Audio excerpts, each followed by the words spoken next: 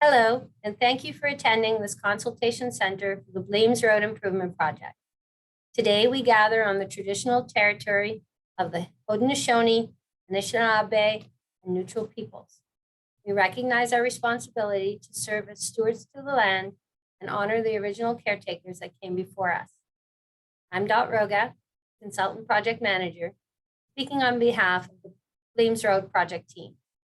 This is our second consultation meeting in line with the regulations under the class environmental assessment process and the region's strategic objectives to encourage public consultation. In our first consultation center held in February of this year, we presented the project as shown here. Improvements to the corridor and the intersection will support growth in the area. We received many comments from the first presentation, so thank you for your interest in the project. Today, we will talk a little more about the public comments received, project team's discussion, and our preferred alternative that we plan to move forward with. All of this information you are hearing about today is available on our engagedwr.ca site. If you haven't already, please subscribe to this page for future project updates and public consultation opportunities. Your comments are encouraged and welcome, and we'll be collecting all of them for the project team to review and answer. As part of the environmental assessment process, we have developed alternatives, presented them for public comment, and further evaluated the design concepts. We are now asking for public comment on the preferred design concept to move forward with. The next step is to document all the supplementary studies completed, the functional alternatives considered, and the comments received. This information will form the environmental study report, which will be published for further review prior to proceeding with the preliminary design of the preferred alternative.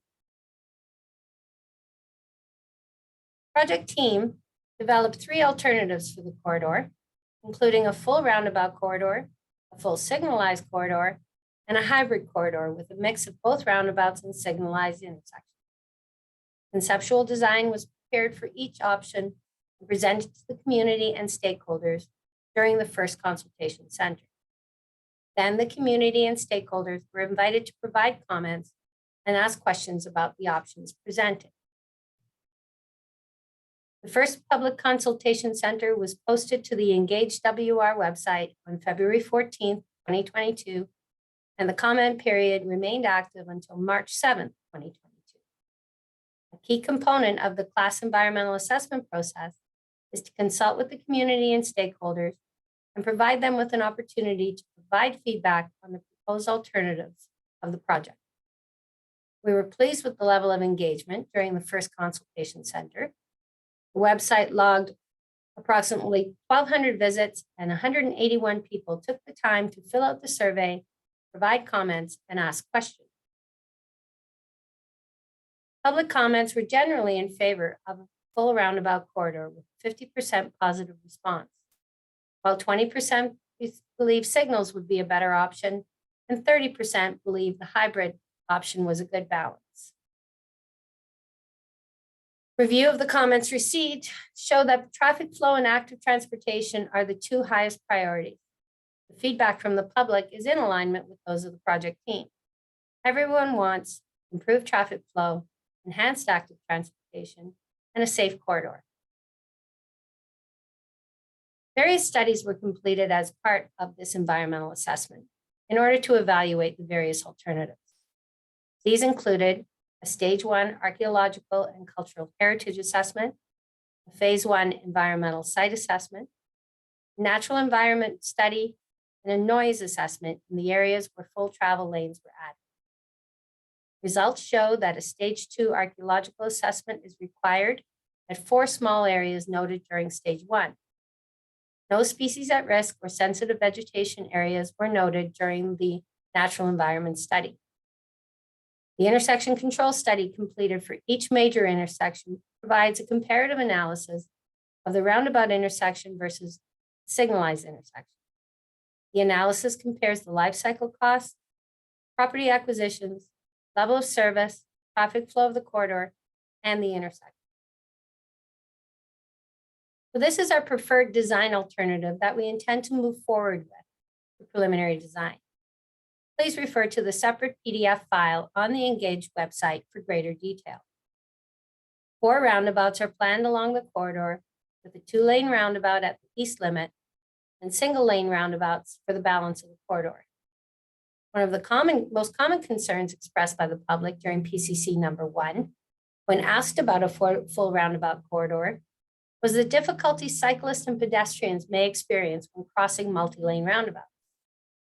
The preferred alternative includes single-lane roundabouts at 2 locations to help alleviate some of those concerns.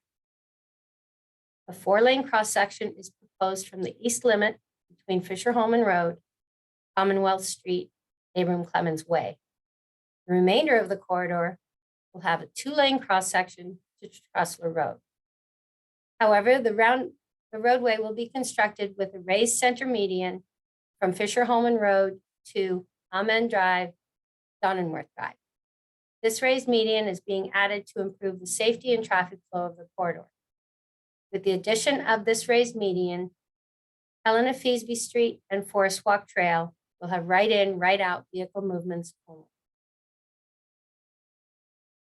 We are currently at the step in the class environmental assessment process that involves presenting the preferred design to the community and stakeholders at a second public consultation center. Following the comment period associated with the consultation center, we will prepare the environmental study report for the project, which will summarize the process followed, consultation that occurred, the studies completed, and identify the impacts and mitigation measures. Once it is completed, the report will be posted publicly for 30 days. During this time, the community and stakeholders will have an opportunity to review the report and provide any additional comments on the project. After acceptance of the environmental study report, the project can proceed to the detailed design phase and ultimately construction, both of which are subject to council approval. Thank you for taking the time to view this presentation. We would like to once again hear from you. We have a survey on the project page at engagewr.ca.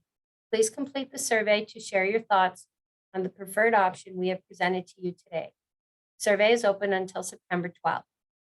All comments and information provided become part of the review process and are being collected to assist the Region of Waterloo in completing the planning and design for this project. All submissions will become part of the public record files for this matter. Thank you, everyone, for watching this presentation, and we look forward to receiving your feedback.